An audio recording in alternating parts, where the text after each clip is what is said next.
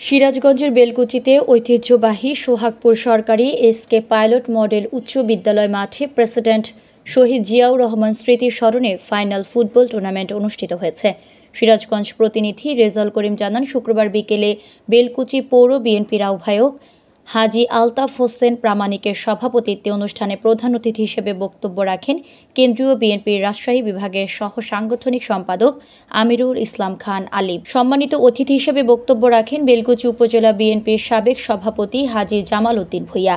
বিশেষ অতিথি ছিলেন বেলকুচি উপজেলা বিএনপির আহ্বায়ক মোহাম্মদ নুরুল ইসলাম গোলাম।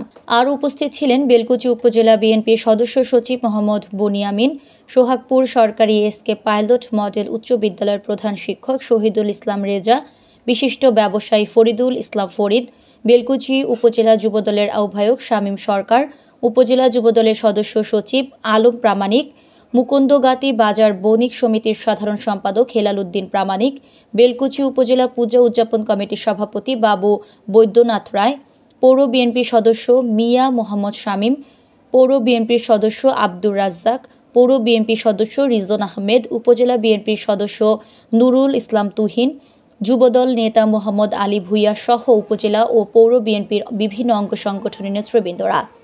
মাঠের বাউন্ডারির বাইরে চলে আসুন, নিজ নিজ আসনে বসে পড়ুন। আমাদের মাঝে উপস্থিত রয়েছেন সকলকে প্রাণ ভালোবাসা